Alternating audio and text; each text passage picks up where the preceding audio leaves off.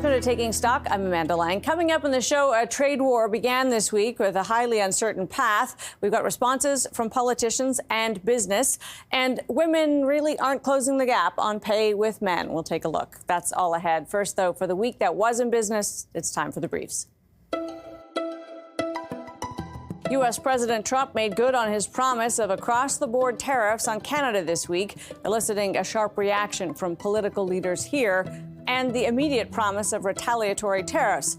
Within hours, the White House was suggesting compromise is possible, leaving hope alive that tariffs are more a negotiating tool than a means to redraw the economic map of North America. Swift response from Canadian leaders included tariffs on tens of billions of American imports, the cancellation of Elon Musk's Starlink contract in Ontario, and the removal of U.S.-made beer and wine from liquor stores, though some provinces chose to target only booze made in red states. Economists warned that any protracted tariff war would have dire consequences for both Canada and the U.S. Uncertainty about the trade situation took its toll on the housing market, with home sales in the Greater Toronto Area nosediving in February. New listings jumped and buyers remained on the sidelines, sending sales down 27% from the year prior and 28% from January's level. Selling prices declined slightly, with the average price hitting just under $1.1 million. A warning from U.S. retailers this week. Target and Best Buy both said they will be forced to raise prices as tariffs take hold. Target said price increase could happen within days as tariffs on produce from Mexico are passed on to consumers. And Best Buy said U.S. tariffs on China will have a major impact on its inventory. Both stocks reacted poorly to the warnings. U.S. financial giant BlackRock is buying 2 ports at either end of the Panama Canal. BlackRock will take over the ports from Hong Kong-based CK Hutchison for a price tag of $22.8 billion. And those are your business briefs. With tariffs in place, but a lot of uncertainty around, governments across the country are scrambling for responses and for ways to support domestic industry. Diana Gibson is Minister of Jobs, Economic Development and Innovation for the province of British Columbia. Minister, thanks for being with us. My pleasure. Nice to be here. So let's start with the obvious, which is that the tariff action by the U.S. could be a huge blow to jobs across the country and in your province. What's, from your viewpoint, the best way to try to safeguard against that? What action can you take? Well, since the first day we got those tariff threats, our government has been focused on a really strong strategy to respond, strengthen, and diversify. And my ministry, which holds the trade diversification programs, as well as the economic development side, has been working with businesses to identify ways to unlock economic development.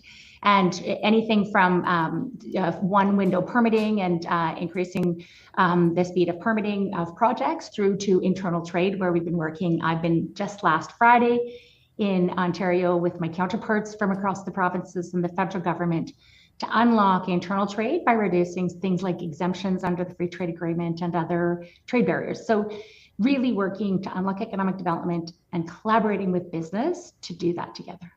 We do know the federal government will have some programs, possibly existing programs like EI, et cetera, ready to kind of fill in once we see the pain points. Will your provincial government do the same? Are there programs in place or that you can create that will help as we start to see the fallout if the tariffs go on a long time? We'll certainly see a budget comes out today, so I can only speak a little bit to some of the things that we have been doing.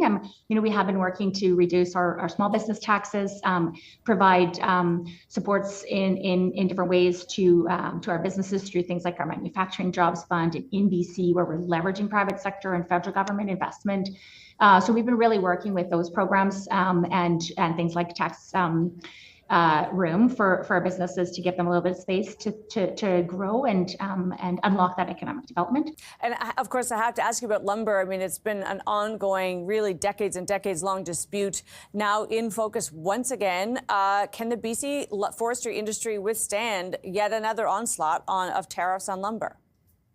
Well, we know that these tariffs are going to do harm both sides of the border. And we've said that. That's why we've been advocating so hard against them with Minister of State and the Premier and the Prime Minister south of the border, working across with businesses. And we will continue to advocate against these tariffs because we know they are going to be doing harm.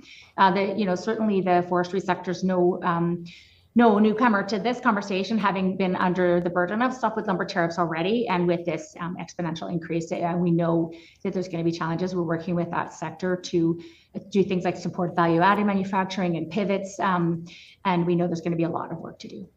Like many provinces, BC, there are parts of your province that are have border towns on both sides of the border where there's a lot of back and forth, a lot of commerce, jobs that cross the border. What's your kind of message about how to handle those relationships, which are really human and personal, in the midst of this leveled up bad relationship, things that are going sour at the federal level? Well, really, and that's what we said from the beginning, is that so many of our businesses are interrelated. So many of our family are south of the border. Our communities are so integrated and reliant on each other. That's why we sent firefighters down for the California fires, and they said they're going to be using BC wood to rebuild. This isn't coming from all of the American people. We know this is the Trump administration. These are unjustified tariffs, and we will continue to work hard to support our businesses and communities as we respond, strengthen, and diversify. Minister, we appreciate your time today. Thanks. Thank you so much. Diana Gibson is Minister of Jobs, Economic Development and Innovation for the province of British Columbia. Coming up, with tariffs a reality, what are the immediate implications for business? Stay with us.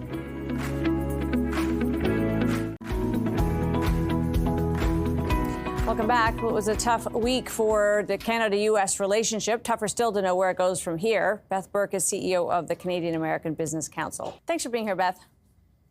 Thanks for having me, Amanda. So let's start with just the level of uncertainty. Obviously, this is bad for business. Businesses on both sides of the border must be unhappy, presumably more in Canada than the U.S. But what are you hearing from the U.S. constituents that you talk to? Yeah, I mean, everyone's a little frustrated. It's, a little unnerving when there's uncertainty in the marketplace, and tariffs are not great for business. I think, to your point, right, we are looking at this from how does this impact the United States as a potential leveraging point to move the conversation with the president, and how it impacts the United States is it means higher prices for consumers, potential impacts of jobs on this side of the border. This is a real impediment for business to be flowing. Canada is one of our largest customers, and we should treat them as you would a good customer. I mean, I must say that, and I've been talking to businesses on this side of the border, and one of the things you hear is that the uncertainty is almost worse than the worst case scenario. One CEO said, I would almost rather have high tariffs and know what they were than have all this uncertainty. And of course, then we get the changing, moving target. What would be your thinking on sort of how we navigate through that, including from the point of view of people who are trying to make their influence felt, trying to lobby on behalf of business? Look, I've told people over and over again, business, as much as uncertainty is problematic, business is very much, they plan and they look at options A, B, C, D, all the way through the end, and they've run all the different scenarios and they're looking at them. But decisions happen every single day. So making a decision under an unknown scenario is extremely hard, which means people tend to be more conservative. Mm-hmm. They may pull back on investments that they were looking to make in specific cities or regions. They could, hold back on opening a plant. That could be jobs because they don't know what it means. I think that is, problematic and concerning. We should be focused on ways that we can do more and expand and innovate. And all of that becomes extremely challenging when there is no clear path forward. Yeah, it's interesting. Of course, we know that business leaders tend to be anti-tariff, anti-government intervention, pro-rule of law, and yet there is a bit of misinformation out there. This $200 billion cost of the trade relationship that you keep hearing that just isn't grounded in any kind of fact. Do you think that U.S. American business leaders and more broadly citizens do know the facts, or are they just hearing what they're told and they think, well, maybe there is something unfair happening here? It's a combination of both, which is why it's very important that organizations like mine and others are out there sharing the facts, talking to people about their everyday impacts, making sure that, Americans understand the actual interconnectivity, the effect to their pocketbooks, what this looks like and what it means, so that the message can penetrate through to the White House that this isn't the best case scenario for the United States. Do you feel optimistic that this will end without doing damage to both countries? Well, I'm eternally optimistic, I have to say. I always hope that we can make our way through this in a way that preserves and protects this relationship, because the US-Canada relationship isn't just a nice to have, it's a must have. Yeah. We share this land together. We occupy the same space. So it's important that we continue to collaborate and work to keep that space safe. So good to have you, Beth. Really appreciate your time. Thanks so much for having me. Beth Burke is the CEO of the Canadian American Business Council. Steel producers are ground zero of the tariff fight. It's a highly integrated sector with tight cross-border relationships and, of course, would be deeply affected by any change in how autos are produced across the continent. François Desmarais is VP of Trade and Industry Affairs for the Canadian Steel Producers Association. Thanks for being with us, François. Thanks for having me. So obviously there's a lot of uncertainty about what might happen, but from the steel industry's perspective, is there still any hope to actually ward off the tariffs that are supposed to come next week? Actually, we're really concerned.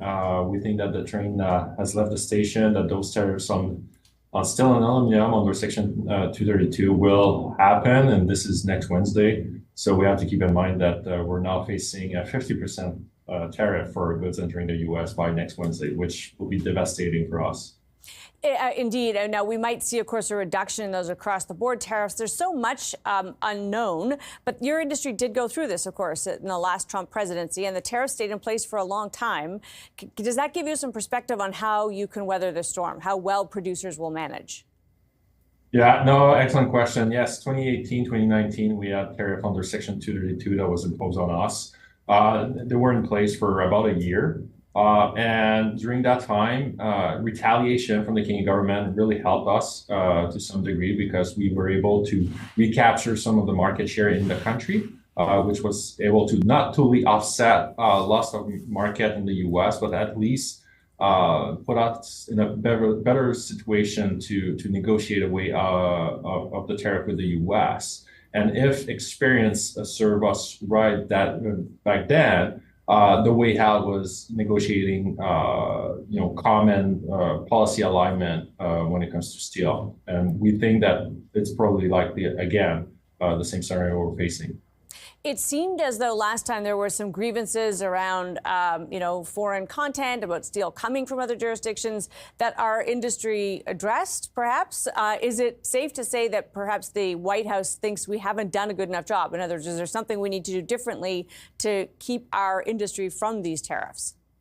Yeah, I would definitely disagree with the idea that Canada has not done anything to address unfair trade practices when it comes to the steel industry. Back in 2019, again, we signed a bilateral deal with the U.S. saying that Canada was going to do a better job at monitoring imports of steel into Canada, and also improving anti-circumvention legislation, which on both fronts we did address.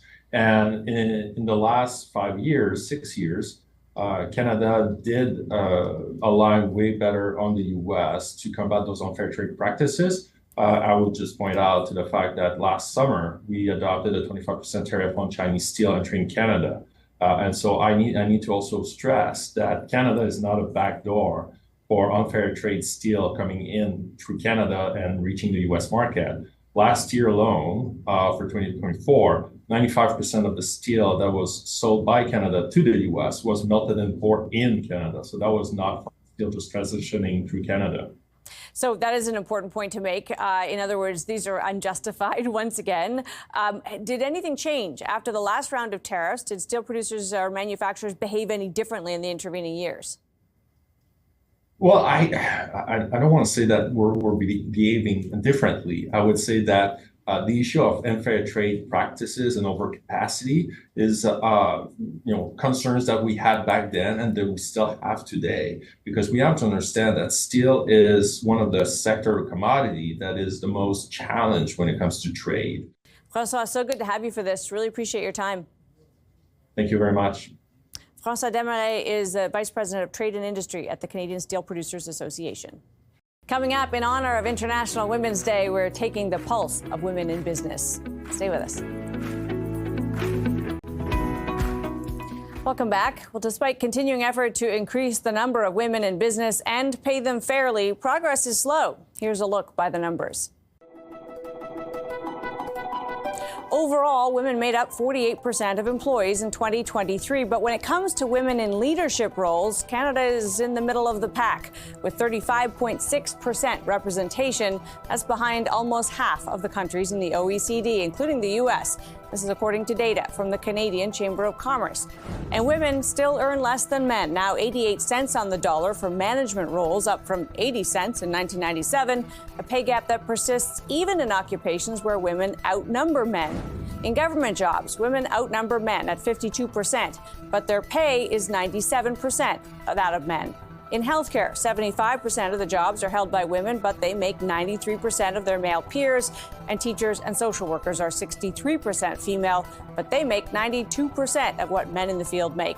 New research from the Chamber shows women-owned businesses have not exceeded 20% of the total since 2005. It was 18% in 2024, despite efforts to improve. Something the Chamber says is a gap of 710,000 missing businesses. Women are underrepresented in high-growth industries. They own less than 10% of the businesses in construction, mining, and tech. Government data suggests closing the gap could add up to $150 billion to Canada's GDP. Despite a lot of talk about closing the pay gap, the pace sure seems slow. Marwa Abdu is Senior Research Director at the Canadian Chamber of Commerce. Thanks for being with us, Marwa. Thank you so much for having me. So what do you think needs to happen? Because one thing, of course, that the Chamber would also point out is the opportunity is big if we can increase representation by women in entrepreneurship, for instance. What do you think needs to change? The government had, in its budget of 2018, set a target in terms of doubling the number of women-owned businesses by 2025. And the shocker is we have yet to meet that target. We have had very, very glacial progress until now. And it's not for lack of trying, and it's not for lack of devoting resources, but we're really not just getting into the heart of the problem. And what would you think the heart of the problem is, if you had to describe it based on the data that you see?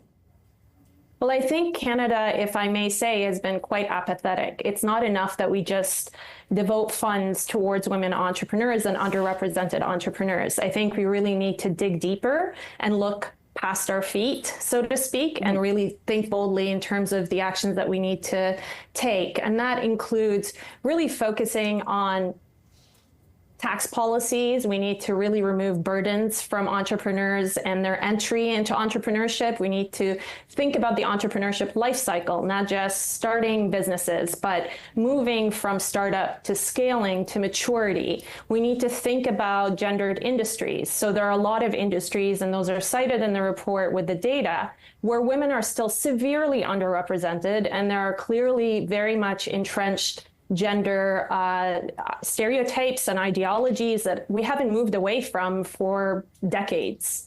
I tell you that this notion that even in fields that are dominated by women, women don't make the same as men is somewhat shocking.